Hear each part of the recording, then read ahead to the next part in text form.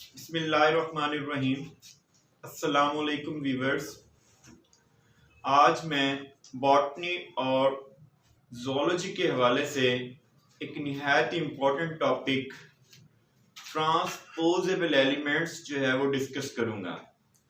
ये transposable elements commonly तौर पर जंपिंग जीन्स भी कहलाते हैं।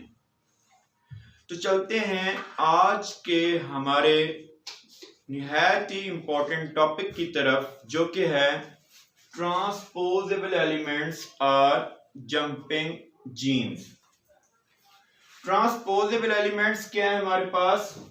DNA sequence that can change, यानी ट्रांसपोजेबल एलिमेंट्स ऐसे डीएनए सीक्वेंस हैं that can change its relative position, जो कि अपनी रिलेटिव पोजीशन को चेंज करते रहते हैं या चेंज करते हैं।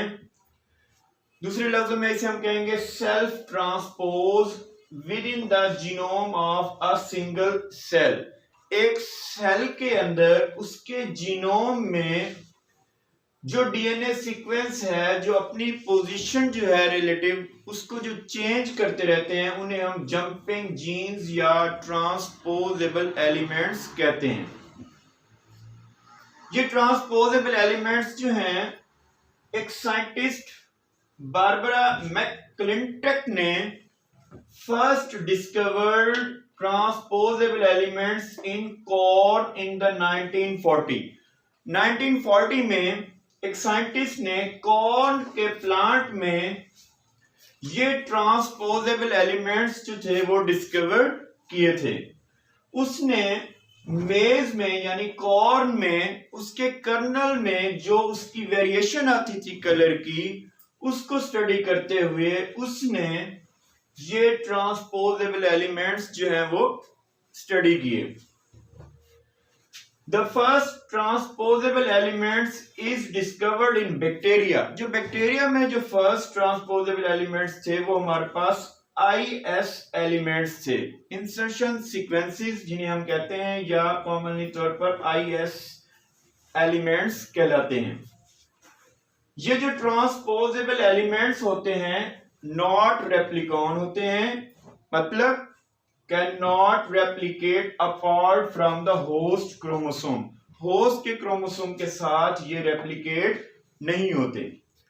अब हम ट्रांसपोजेबल एलिमेंट्स की क्लासिफिकेशन, जो कि बेस्ड है ऑन हाउ दे ट्रांसपोज, कि किस तरह से ये ट्रांसपोज होते हैं, तो उस पे हम इसको क्लासिफाई करते हैं ट्रांसपोजेबल एलिमेंट्स को 3 कैटेगरीज में, जिनमें हमारे पास पहली है कट एंड पेस्ट ट्रांसपोसॉन्स, दूसरी हमारे पास है रेप्लिकेटिव ट्रांसपोसॉन्स, और तीसरी हमारे पास है रिट्रो ट्रांसपोसॉन्स।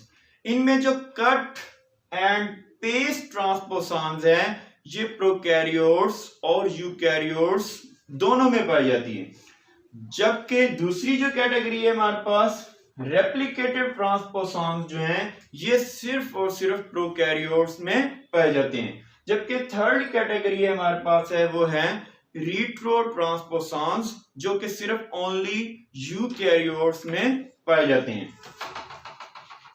अगर हम देखें कि कट एंड पेस्ट ट्रांसपोसॉन्स क्या होते हैं, कट एंड पेस्ट में ये होता है कि जो एक डीएनए सीक्वेंस है, जीन है, उसको कट किया जाता है, यानी एक्साइज होता है वो वहां से, और फिर वो दोबारा जाकर उस एक नई पोजीशन पर सेटल होता है ऑन द सेम क्रोमोसोम्स और ऑन द डिफरेंट क्रोमोसोम्स।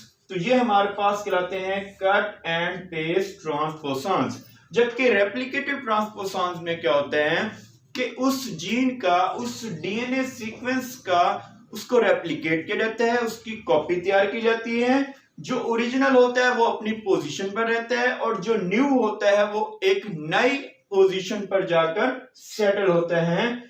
जैसा कि अगर बैक्टीरिया में है तो उसके क्रोमोसोम में या उसके प्लाज्मिड में जाकर वो जो है पेस्ट होता है, तो उसे हम कहते होते हैं रेप्लिकेटिव ट्रांसपोसॉन्स, यानी ओरिजिनल अपनी जगह पर एग्जिस्ट रहता है, एक कॉपी तैयार करता है, और वो कॉपी जो है फिर एक नई पोजीशन पर जाकर ऐड होती है, तो एडिशन होती है।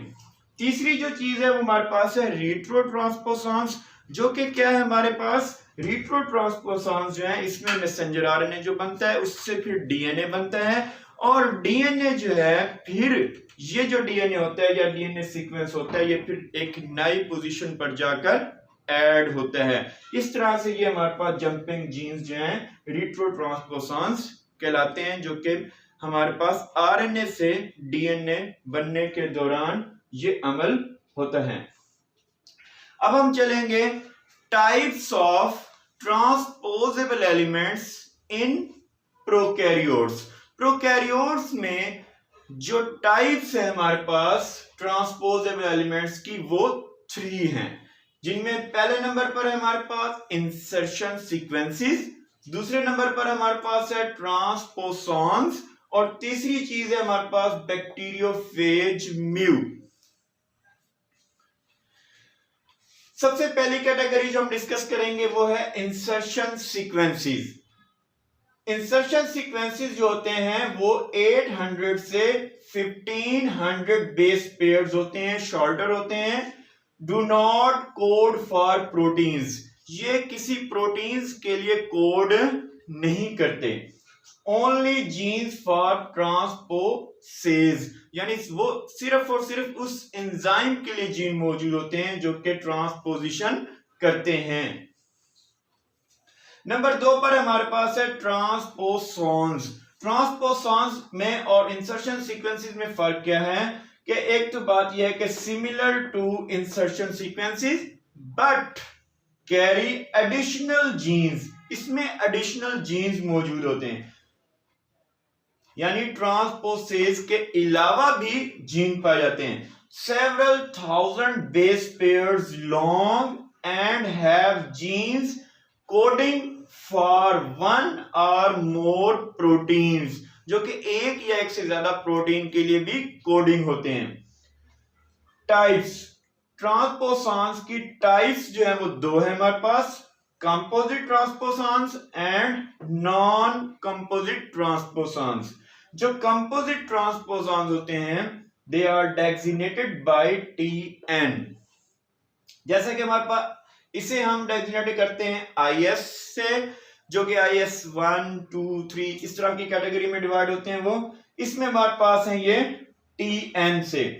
Segments of DNA that flanked by 2 copies of an IS and a central coding region with antibiotic resistance gene and no marker genes, यानी जो कंपोजिट होते हैं वो हमारे पास क्या है, ऐसे सेगमेंट्स ऑफ डीएनए हैं जो कि flanked bye 2 copies of an IS, 2 copies of an IS, और हमारे पास क्या है विद एंटीबायोटिक, जैसा कि यहाँ टेट्रासाइक्लिन के लिए हमारे पास with antibiotic resistance gene and no marker gene. तो ये जो हमारे पास कैरेक्टरिस्टिक्स होंगे वो कंपोजिट ट्रांसपोसॉन्स के होंगे।